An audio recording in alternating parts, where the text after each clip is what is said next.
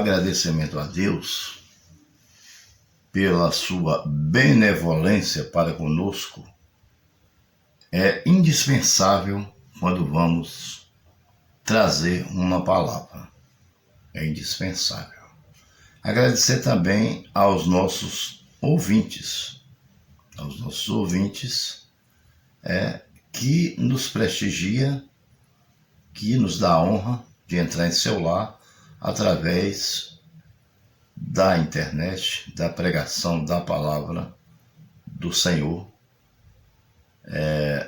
com a ajuda do Espírito Santo de Deus. Amém? Nós pregamos porque estudamos, claro, estudamos a palavra de Deus, é necessário. Mas existe uma coisa que ainda é mais importante na hora da pregação, estarmos consagrados a Deus, né? Vivendo de forma íntegra e correta. Quero, em primeiro lugar, dizer a você que está ouvindo esse vídeo que o meu interesse não é de alfinetar ninguém, não é de julgar a vida de ninguém, é apenas de esclarecer o que a Bíblia nos mostra. O que a Bíblia nos mostra. O nosso tema hoje será desmascarando a teologia da prosperidade. Esse será o nosso tema. Nós faremos 12 estudos, rápidos, objetivos, porque não tem condição de fazer tudo de uma vez, porque eu quero citar alguns textos bíblicos e, com a ajuda do Espírito Santo, tentar trazer uma exegese para que as pessoas entendam que realmente a teologia da prosperidade, ela não existe dentro da palavra de Deus. Deus, ele não promete que vai enriquecer ninguém. Deus, ele tem poder para te dar. Ele pode te dar muita riqueza, riqueza que você nem imagina. Mas ele dá se ele achar que você merece. Não porque você tem mérito nesta riqueza. Não, de forma alguma. Aí tem muita gente que cita o Velho Testamento, cita Davi. Tem gente que cita Salomão, um dos homens mais ricos do Antigo Testamento. Agora vamos ver a vida de Salomão e vamos ver de onde que veio esse recurso. De onde veio? São lícitos? Foi com lisura? Então, a teologia da prosperidade, ela está muito longe daqueles que amam a Deus. Outra coisa que eu quero deixar claro é que ser rico não é pecado, de forma nenhuma. Desde que você adquire a sua riqueza de forma lícita. De forma lícita.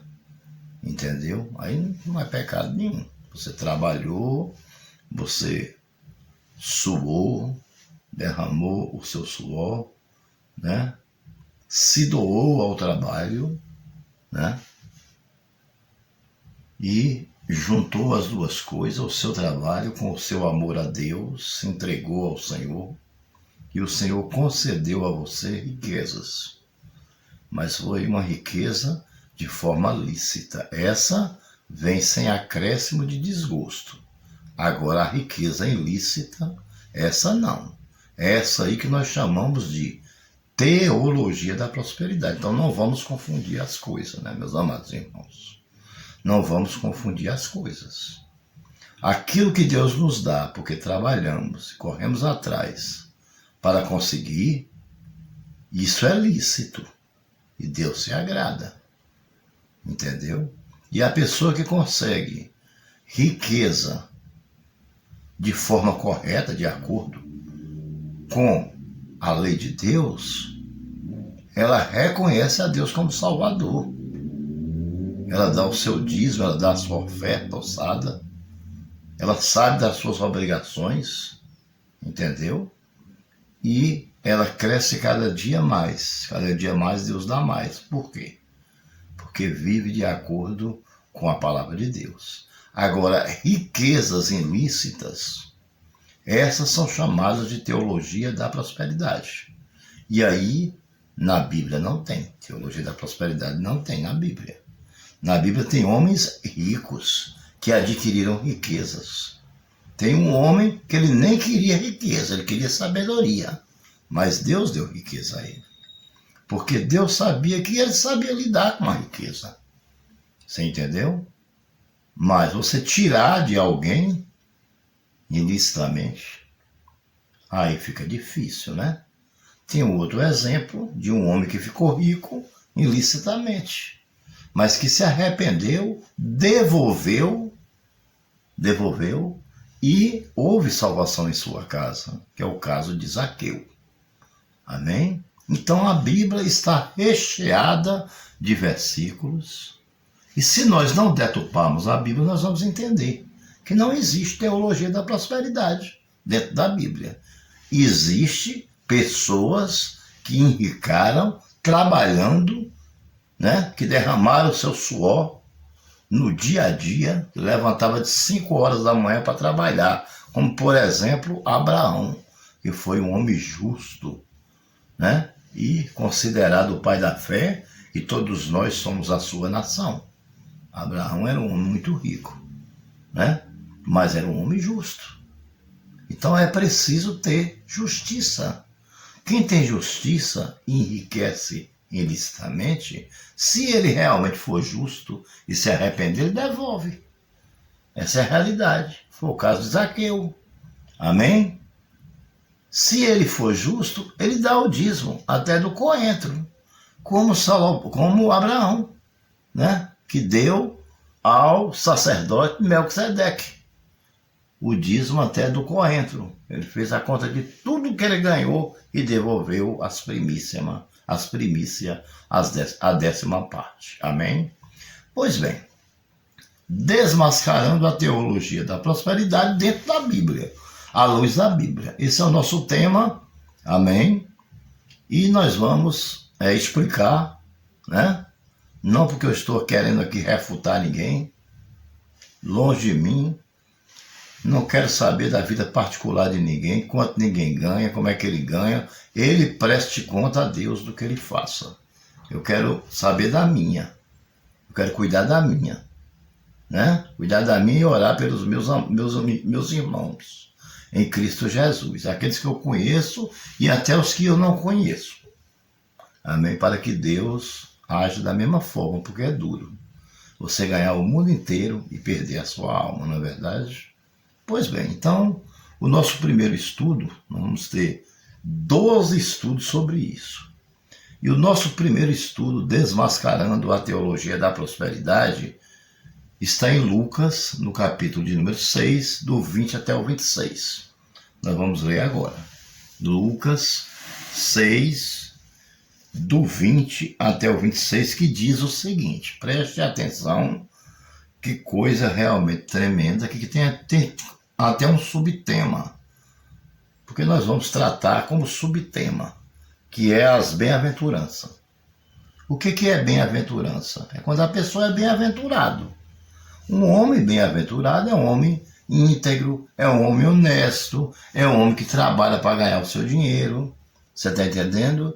É um homem que corre atrás, mesmo às vezes sendo autônomo, não tendo o emprego certo, mas ele se vira nos 30 para conseguir o pão de cada dia de forma correta.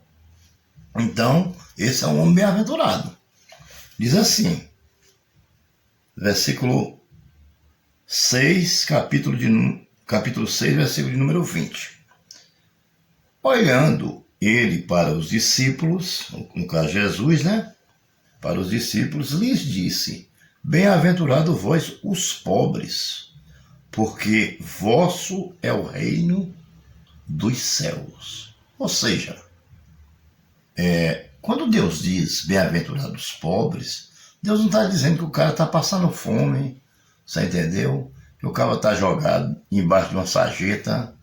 Isso existe já hoje, né? Infelizmente existe. Mas não é isso que ele está querendo dizer. Ele está querendo dizer que ele é uma pessoa que, como disse Paulo, que se contenta com a bonança, mas se contenta também com a escassez. Ou seja, nesse caso aqui, essa pessoa ele tem o suficiente para sobreviver. Mas ele não é bilionário, e nem trilionário, e nem milionário, né? Mas ele é feliz. Ele é feliz com o que ele tem. Por quê? Porque ele é bem-aventurado. Bem-aventurado vós, os pobres, porque vosso é o reino de Deus. Então, analisem. Bem-aventurado vós, pobres, porque vosso é o reino de Deus. Então, aquele não teve uma vida de uma casa, uma mansão, né? Uma mansão com 30, 40 quartos, em cada quarto um ar-condicionado, você entendeu? Ele não teve aquele conforto, né, extraordinário que nós vemos no Brasil e no mundo, com as pessoas que têm condição de ter. Quando é licitamente, Deus aprova. Quando não é, Deus não aprova. Ele não teve nada disso, ele não teve nenhum luxo, né? Mas ele tem o reino de Deus garantido. Por quê? Porque o que Deus deu a ele não reclamou, ele se contentou com aquilo que Deus deu a ele, você entendeu? Até o dia que partiu desse mundo, certo? Então ele partiu como? Ele partiu salvo, amém? Bem-aventurado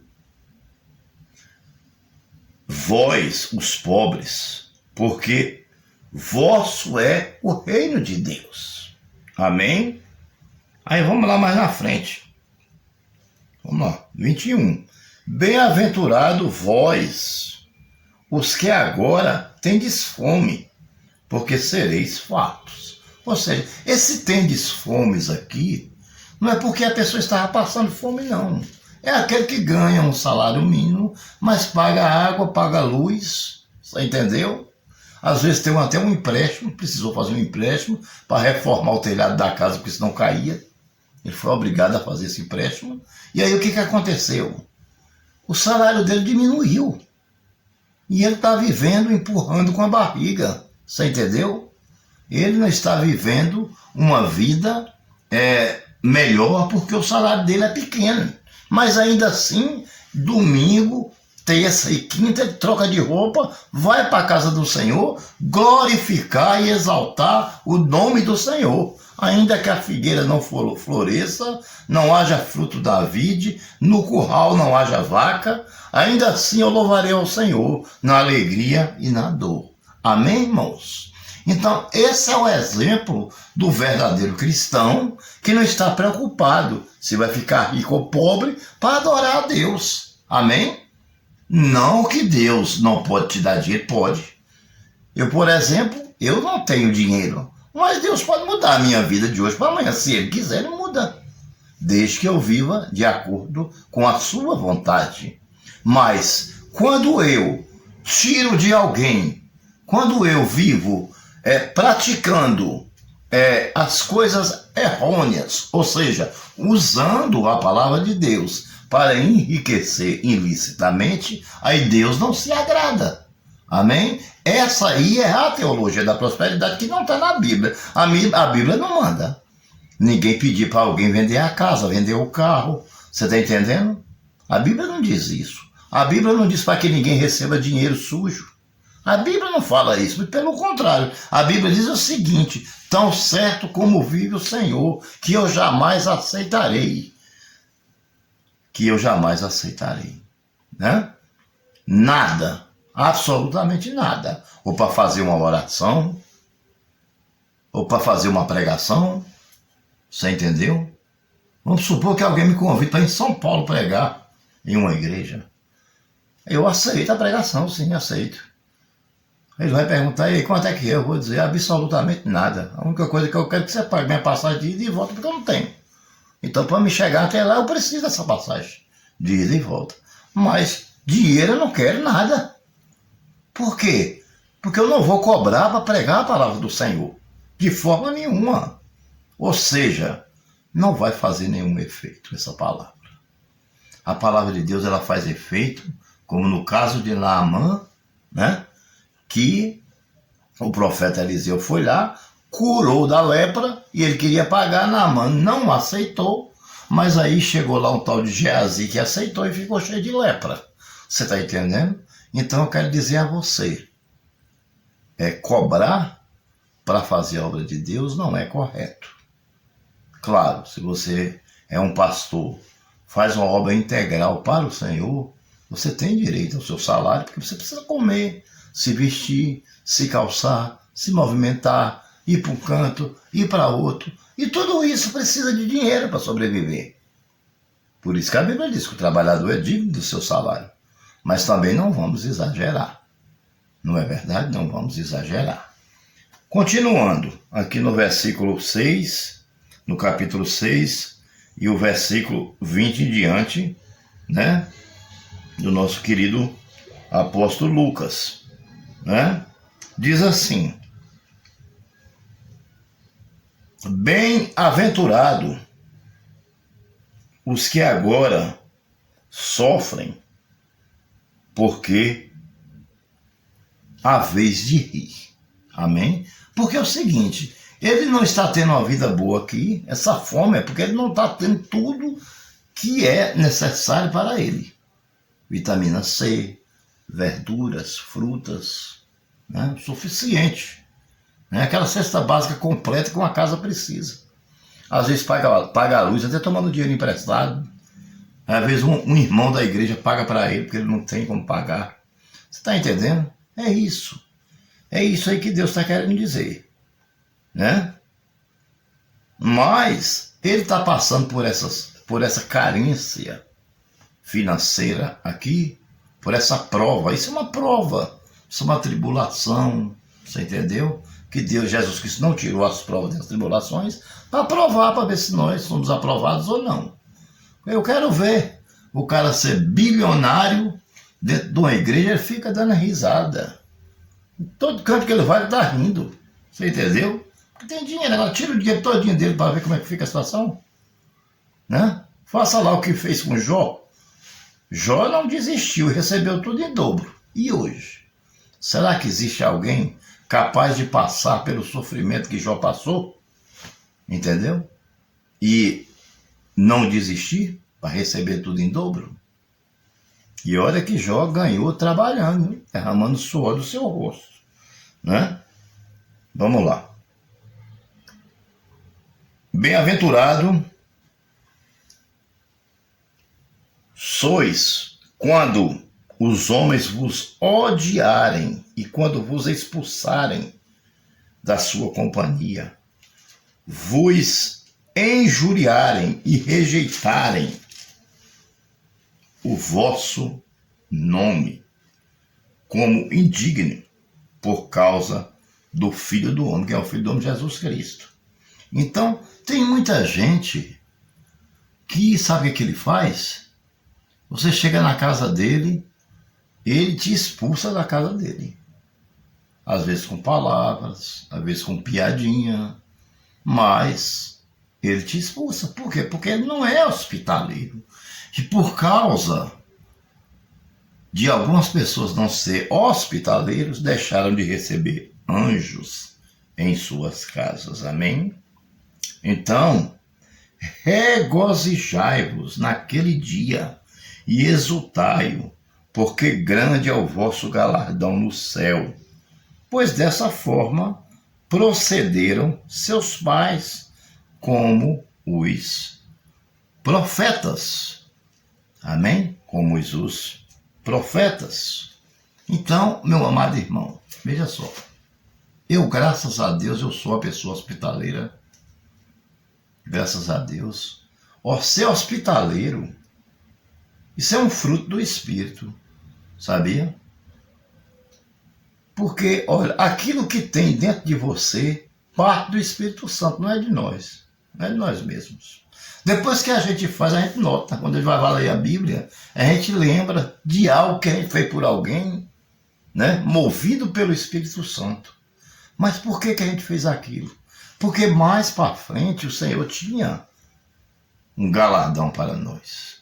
Mais para frente só tinha uma bênção para nós. Você está entendendo?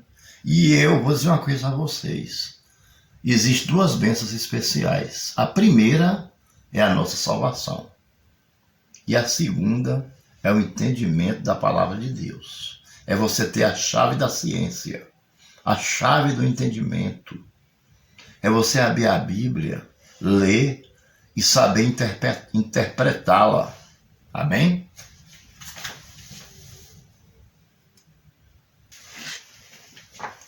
Essas são as duas maiores bênçãos que nós podemos almejar em nossa vida. É a nossa salvação e Deus nos dá a sabedoria de entender a sua palavra, né?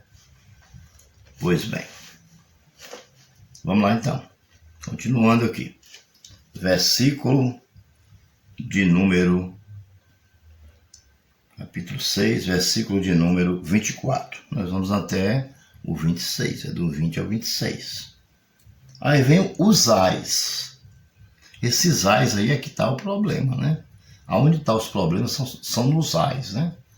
Porque você tem uma vida regalada, boa, é desfrutar do bom e do melhor, mas não foi do suor do seu rosto. Como será os ais? 24. Mas ai de vós, os ricos, porque tendes a vossa consolação. Ai de vós, o que estáis agora fartos, porque vivereis a ter fome. Ai de vós, os que agora rides, porque haveis de lamentar e chorar. Ai de vós, quando todos vos louvarem, porque assim procederam seus pais com os falsos profetas. Amém, meus amados irmãos? Então tá aí, né? Isso aí é sinal de dor, o desagrado, é o contrário da bem-aventurança, riqueza, fartura, o prazer, o louvor do mundo material, só poderão se recompensar com desventura aqueles que os buscam. Amém? Aqueles que os buscam. Certo? Então, veja que a teologia da prosperidade, certo? Ela não existe dentro da Bíblia. Existe na Bíblia, desde o Antigo Testamento, pessoas ricas que trabalharam dias a fio para conseguir isso. Por exemplo, Abraão, quando ele saiu da terra dele, da casa do seu pai, para um lugar que Deus mandou que ele fosse, nem disse que lugar era esse, né? Mandou apenas ele ir, e ele pela fé foi. Abraão ele já saiu razoavelmente bem de vida, porque Abraão, naquela época, todos os filhos trabalhavam, você está entendendo? Os pais, hoje muitos pais são egoístas, não ajudam os filhos, mas naquela época, todos trabalhavam.